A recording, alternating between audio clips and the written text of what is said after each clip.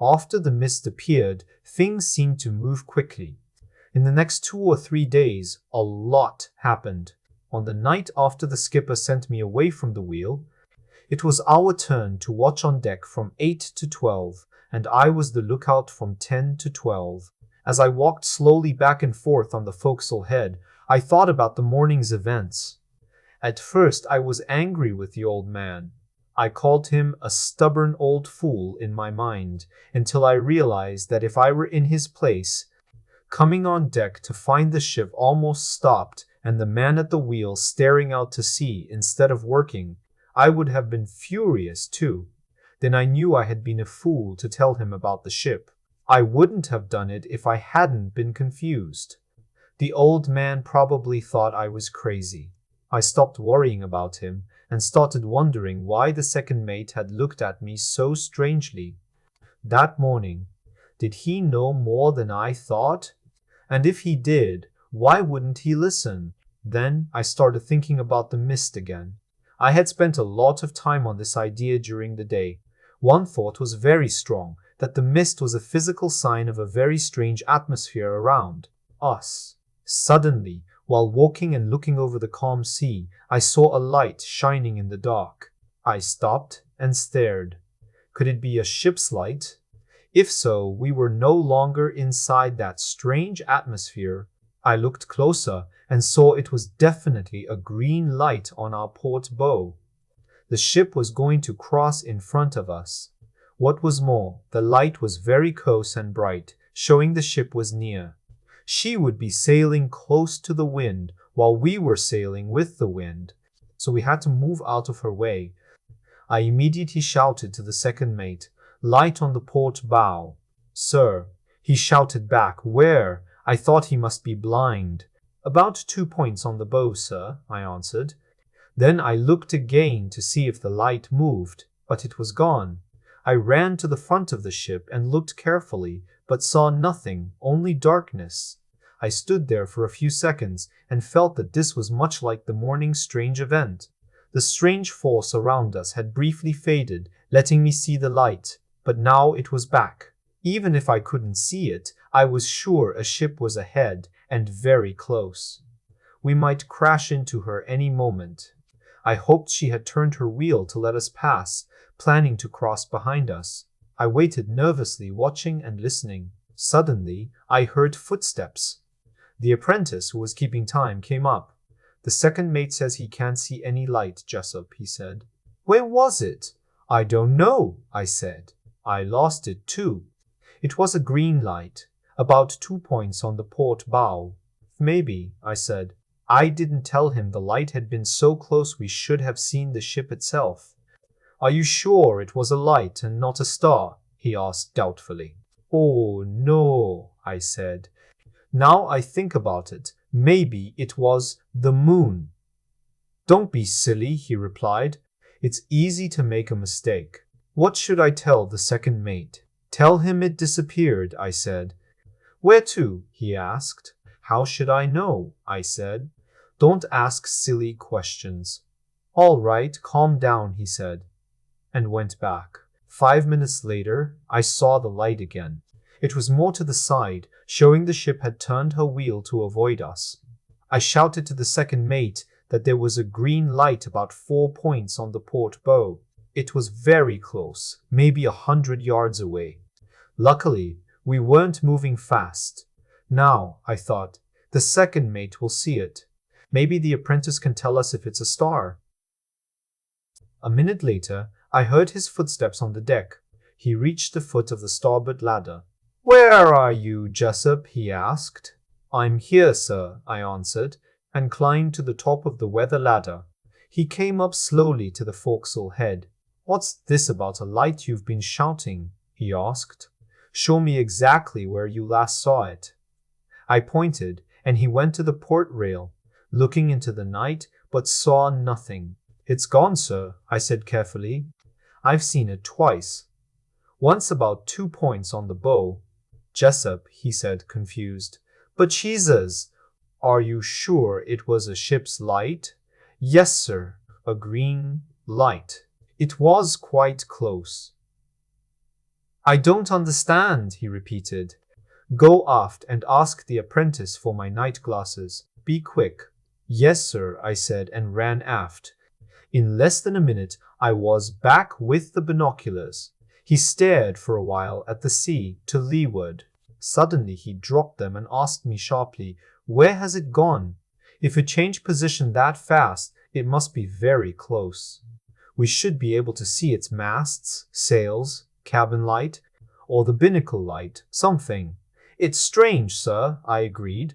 Very strange, he said. So strange that I think you might be mistaken. No, sir. I'm sure it was a light. Then where is the ship? I can't say, sir. That's what puzzles me. He said nothing more but paced the forecastle head, stopping at the port rail to look again through the binoculars. After about a minute, without a word, he went down the lee ladder and aft to the poop deck. He's really puzzled, I thought. Or maybe he thinks I'm imagining things. Either way, I guessed he doubted me. After a while, I wondered if he really understood the truth. Sometimes I was sure he did, and then I thought maybe he knew nothing. I asked myself if I should have told him everything. It seemed he might have seen enough to listen, but I wasn't certain. Maybe I was just making a fool of myself, or he thought I was crazy. I was walking on the forecastle head feeling like this when I saw the light a third time. It was very bright and big, and I could see it move. That meant it was very close. Surely, I thought, the second mate must see it now himself. I didn't shout right away. I wanted him to see it for himself, to prove I wasn't wrong. I watched for about 30 seconds without the light fading. I expected the second mate to call out that he'd seen it, but no sound came. I couldn't wait any longer and ran to the rail at the after part of the forecastle head.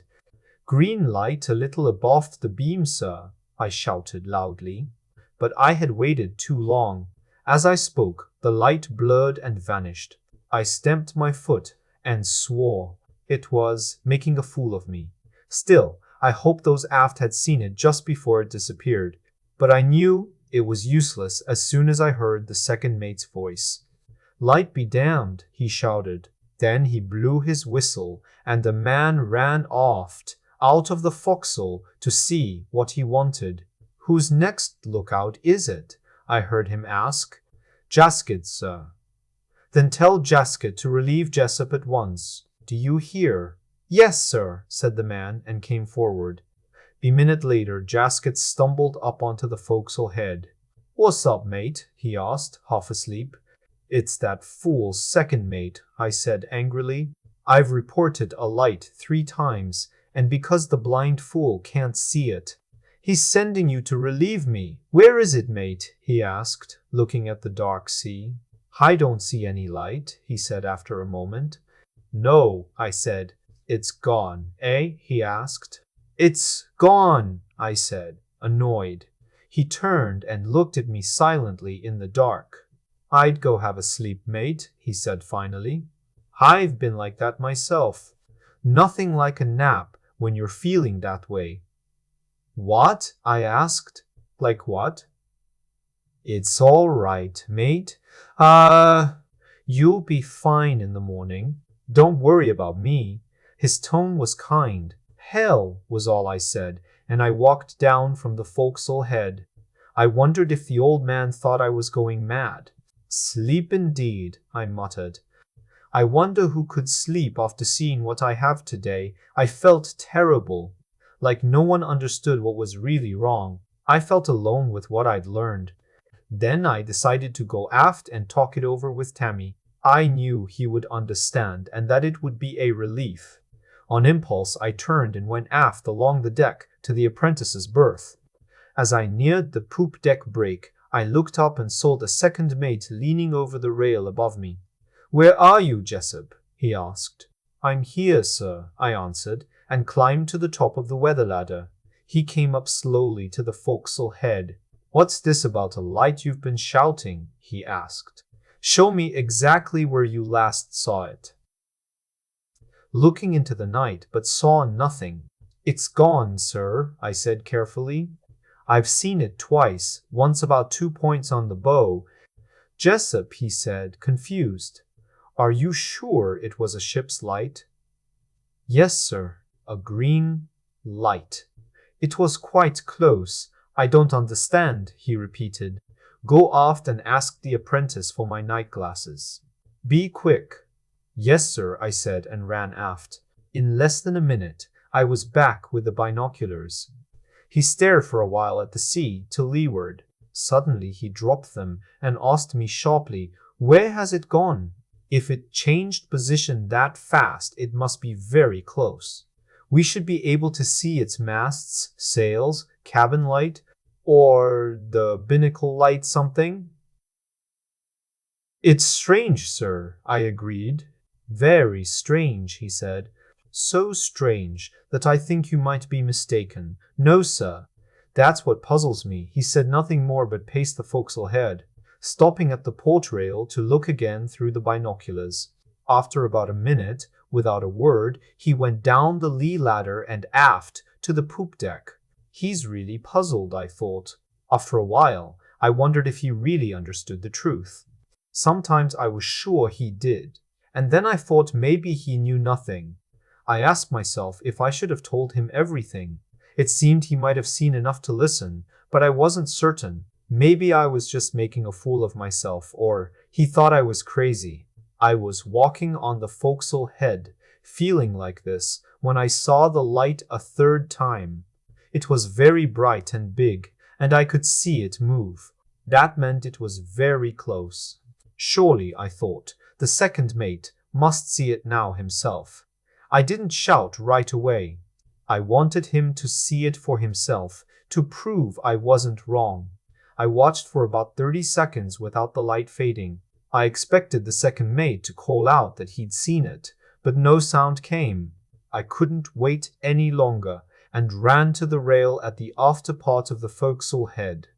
Green light a little abaft the beam, sir, I shouted loudly, but I had waited too long. As I spoke, the light blurred and vanished. I stamped my foot and swore. It was making a fool of me. Still, I hoped those aft had seen it just before it disappeared, but I knew it was useless as soon as I heard the second mate's voice. Light be damned, he shouted. Then he blew his whistle, and a man ran aft out of the forecastle to see what he wanted. Whose next lookout is it? I heard him ask. Jasket's, sir. Then tell Jasket to relieve Jessup at once. Do you hear? Yes, sir, said the man, and came forward. A minute later, Jasket stumbled up onto the forecastle head. What's up, mate? He asked, half asleep. It's that fool second mate, I said angrily. I've reported the light 3 times, and because the blind fool can't see it, he's sending you to relieve me. Where is it, mate? He asked, looking at the dark sea. I don't see any light, he said after a moment. Idon, I said. It's gone, eh? He asked. It's gone, I said, annoyed. He turned and looked at me silently in the dark. I'd go have a sleep, mate, he said finally. I've been like that myself. Nothing like a nap when you're feeling that way. What? I asked. Like what? It's all right, mate. You'll be fine in the morning. Don't worry about me. His tone was kind. Hell, was all I said, and I walked down from the forecastle head. I wondered if the old man thought I was going mad. Sleep indeed, I muttered. I wonder who could sleep after seeing what I have today. I felt terrible. Like no one understood what was really wrong. I felt alone with what I'd learned. Then I decided to go aft and talk it over with Tammy. I knew he would understand and that it would be a relief. On impulse, I turned and went aft along the deck to the apprentice's berth. As I neared the poop deck break, I looked up and saw the second mate leaning over the rail above me. Who is that? He asked. It's Jessup, sir, I answered. What are you doing in this part of the ship? He asked. I came aft to speak to Tammy, sir, I replied. Go forward and lie down, he said, not unkindly. Sleep will help you more than talking. I feel fine. Aye, that's enough, he cut in sharply. Go and sleep. I muttered a short curse quietly and walked forward slowly. I was getting angry, being treated as if I were crazy. By God, I thought, wait until they know what I know. Just wait. I entered the forecastle through the port door and sat on my chest. I felt angry, tired, and unhappy. Quine and Plummer sat nearby, playing cards and smoking. Stubbins lay in his bunk, watching them and smoking. When I sat down, he leaned over and looked at me thoughtfully. What's wrong with the second officer? He asked, after staring at me. I looked at him, and the others looked at me too. I felt I had to speak or explode, so I told them everything briefly but clearly, without trying to explain too much. 3 times, you say? Stubbins asked. Yes, I said. And the old man sent you from the wheel this morning, because you saw a ship he couldn't see? Plummer added thoughtfully. Yes, I agreed again. I thought I saw Plummer look at Quine, but Stubbins only looked at me. I think the second officer thinks you are a bit mad, Stubbins said after a pause. The second mate is a fool, I said bitterly. A complete fool. I'm not so sure, he said. It must seem strange to him. I don't understand it myself. He smoked silently. I don't understand how the second mate didn't see it, Quine said, confused. Plummer seemed to tell him to be quiet. It seemed Plummer agreed with the second mate, which made me angry. Then Stubbins spoke again. Still, the second officer should have known better than to send you off the lookout. He looked at me slowly. What do you mean? I asked, confused, but sensing he knew more. Didn't he say anything after you left the lookout? Yes, I said. He saw me going aft and said I was imagining things too much. I came forward. Why didn't you ask him if he was imagining things when he sent us after his ghost story? I never thought of it, Quine said. Well, you should have. He sat up and asked for a match. I passed him my box. Quine looked up from the game. It might have been a stowaway. I don't understand his bluff. Bluff? I asked. He nodded. I think he knows you saw the light as well as I do. Plummer looked up but said nothing. So you don't doubt I really saw it? I asked, surprised. Not me, he said confidently. You wouldn't make that mistake 3 times. No, I said. And many other strange things are happening on this ship. He was silent, then said suddenly, It's not natural. I'm sure of that. He smoked a couple of puffs. Then I heard Jaskett calling from above. Red light on the starboard quarter, sir, he said. There it is, I said quickly. That is where the ship I saw should be now. She couldn't cross ahead, so she turned and let us pass. Now she is behind us. I stood up and went to the door, the others following. As we went out on deck, I heard the second mate shouting to find the light's position. By Jove! Stubbins, I said. I think the light has gone again. We ran to the starboard side and looked down, but there was no light in the dark behind us. I don't see any light, Quine said. Plummer said nothing. I looked up to the forecastle head. I could just see Jaskett standing by the starboard rail, shading his eyes and staring where he last saw the light. Where is it, Jaskett? I called. I can't say, mate, he answered. It's the most hellishly strange thing I have ever seen. 1 minute she was there as clearly as my hat, and the next she was gone, completely gone. I turned to Plummer. What do you think now? I asked. Well, he said, at first I thought it was nothing, just a mistake, but it seems you really did see something. From the back we heard footsteps on the deck. The second mate is coming forward for an explanation, Jaskett, Stubbins called out. You'd better go change your trousers. The second mate passed us and climbed the starboard ladder. What's going on, Jaskett? He asked quickly. Where is this light? Where is this light? Neither the apprentice nor I can see it. The damn thing is completely gone, sir, Jaskett replied. Gone, the second mate said. One more DT. Gone? What do you mean? She was there 1 minute, sir, as clear as my hat. You don't expect me to believe it, do you? It's the truth, sir, Jaskett answered, and Jessup saw it too. He seemed to add this last part suddenly, as if remembering. Clearly, the old man had changed his mind about me needing sleep. You're an old fool, Jaskett, the second said sharply. Then continued, What's wrong with all of you that you play these games? You know well you saw no light.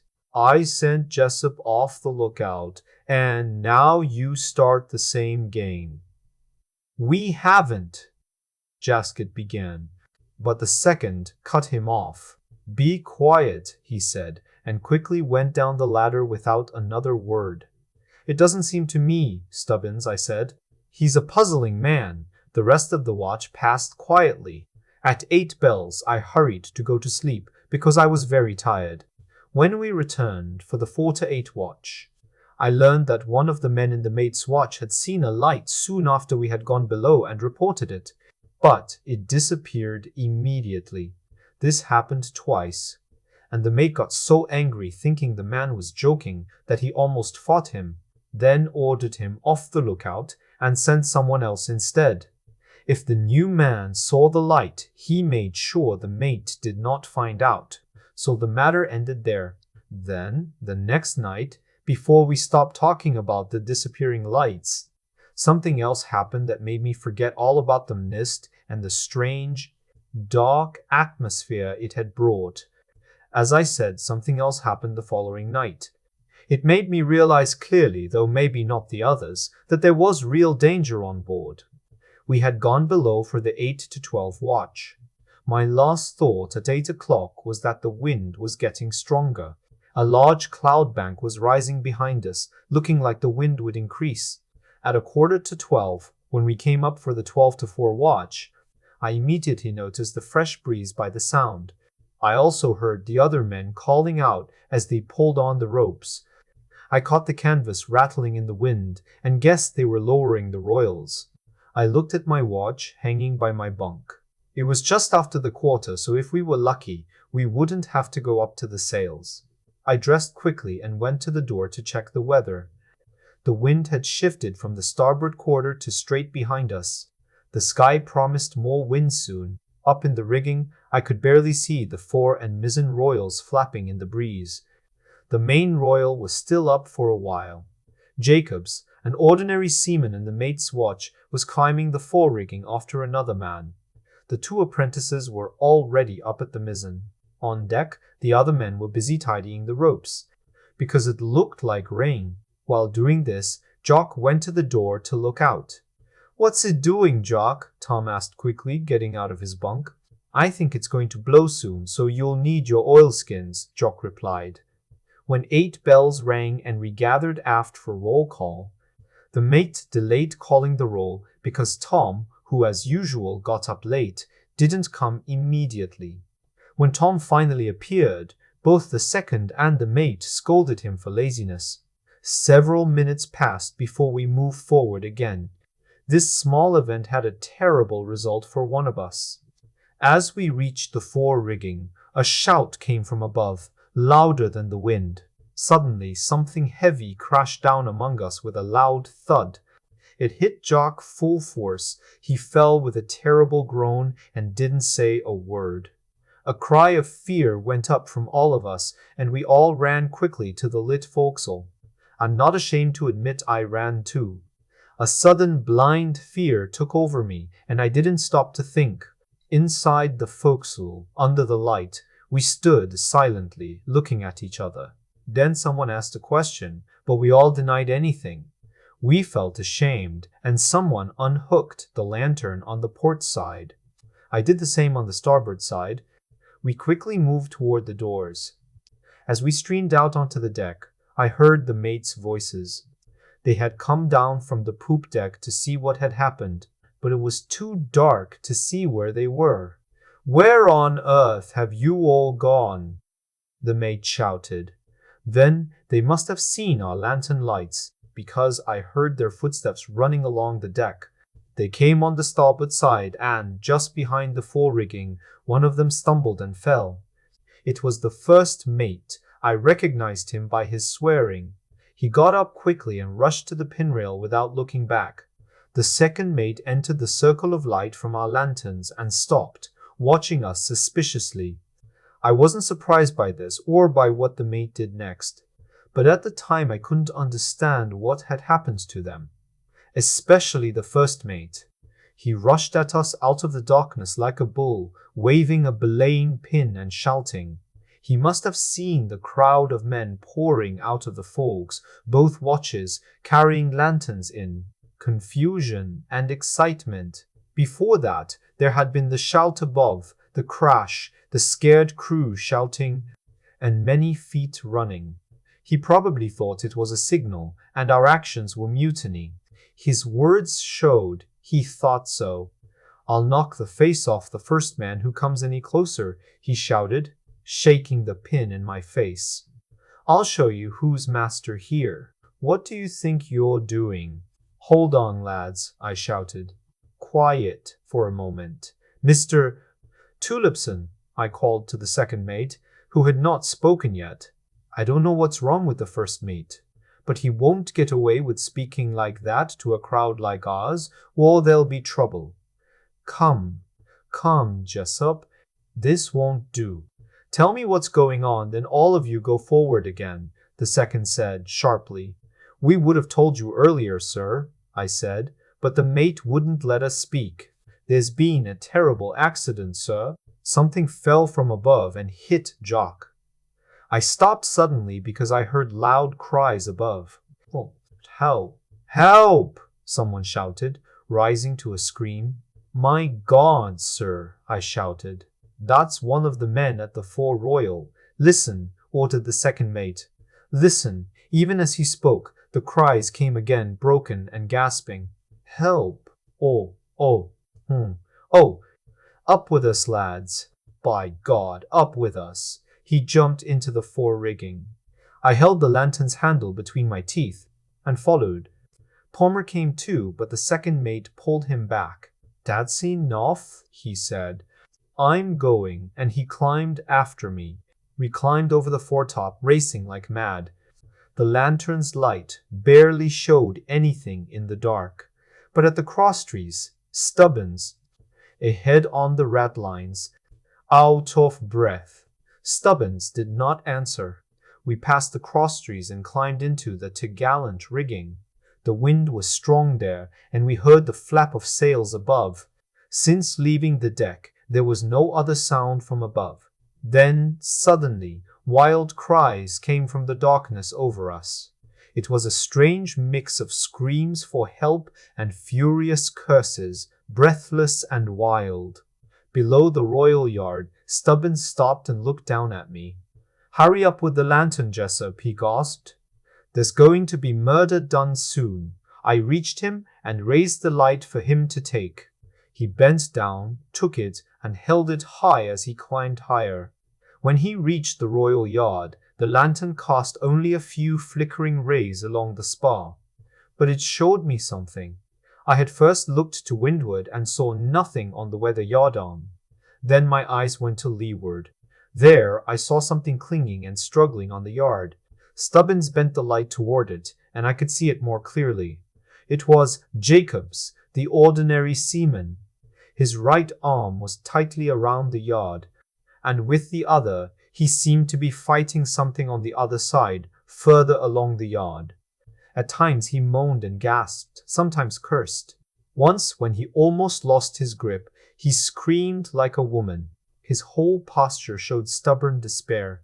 I can hardly describe how this sight affected me. I stared at it as if it wasn't real. In a few seconds, while I was staring, Stubbins climbed around the mast's backside, and I followed him. The second mate below me couldn't see what was happening on the yard and called out to ask. It's Jacobs, sir, I answered.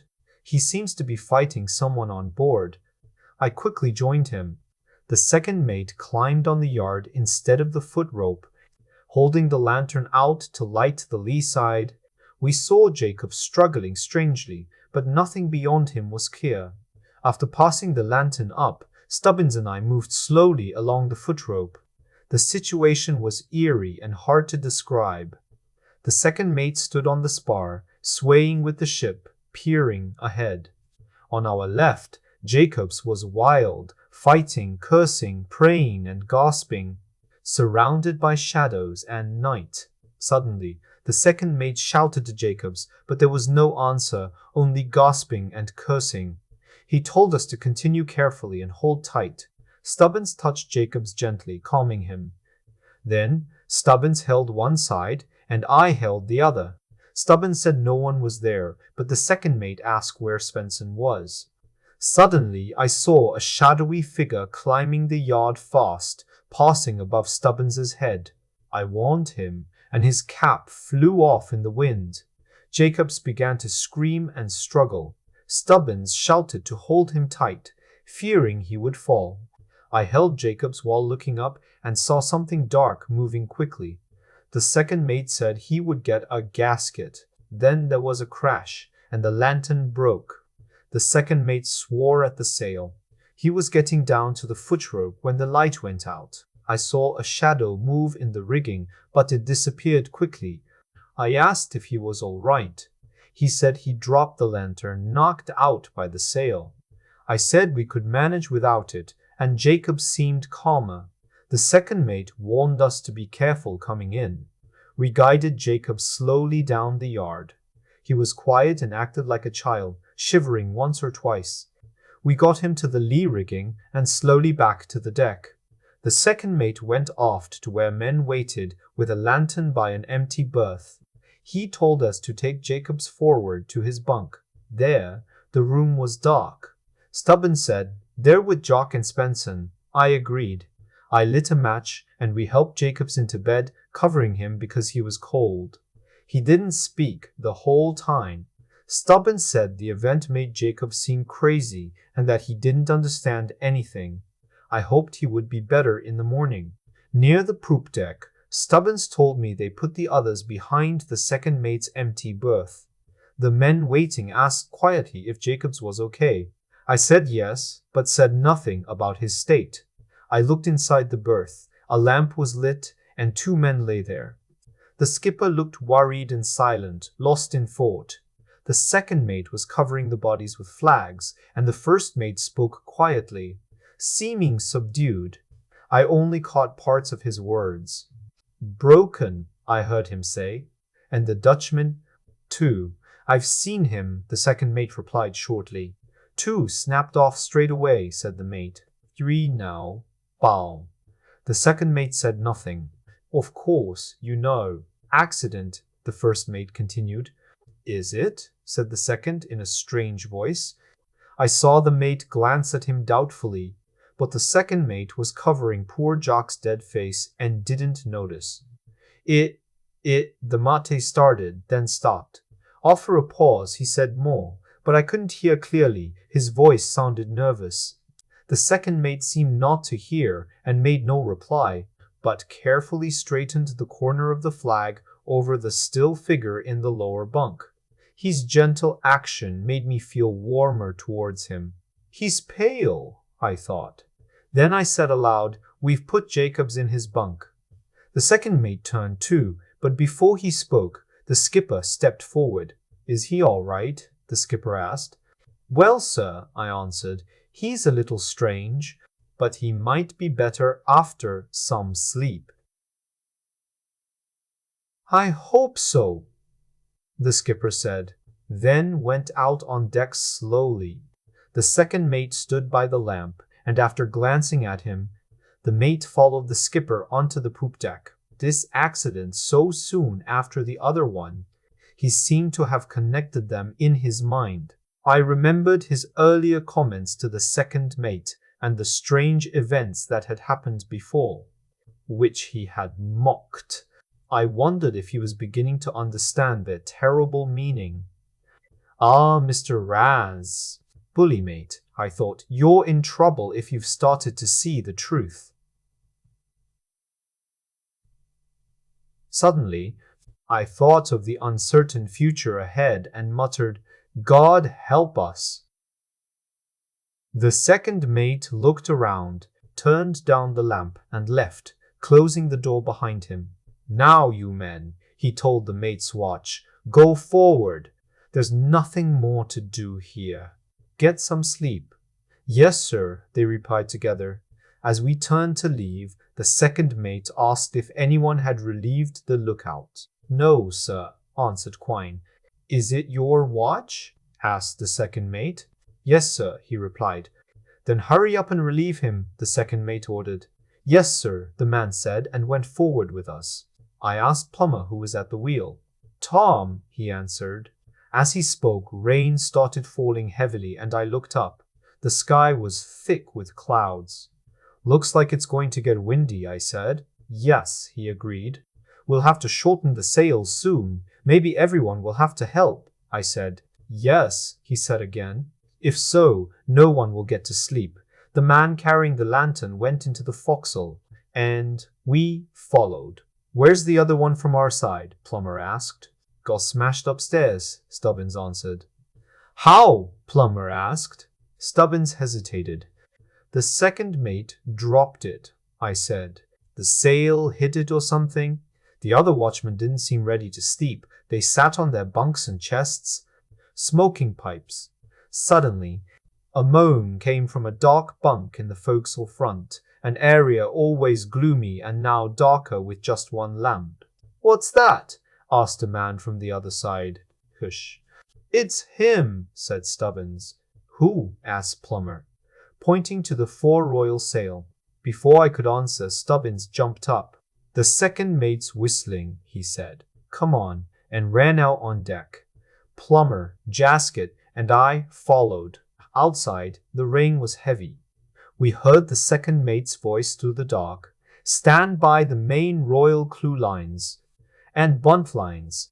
Then we heard the hollow sound of the sail lowering. In minutes, it was pulled up and furl it. A couple of you, the second mate called. I went toward the starboard rigging but hesitated. No one else moved. The second mate came over. Come on, lads. Move it. It has to be done. I'll go, I said. If someone else will come with me. Still, no one moved or answered. Tammy came to me. I'll go, he said nervously. No, by God, no, the second mate said sharply. He climbed into the main rigging himself. Come on, Jessup, he shouted. I followed him, surprised. I had expected him to be angry at the others, but he seemed to understand and let it be. I was confused at first, but later I understood. As soon as I followed the second mate, Stubbins, Plummer, and Jasket ran up behind us. About halfway to the maintop, the second mate stopped and looked down. Who's coming up behind you, Jessup? He asked.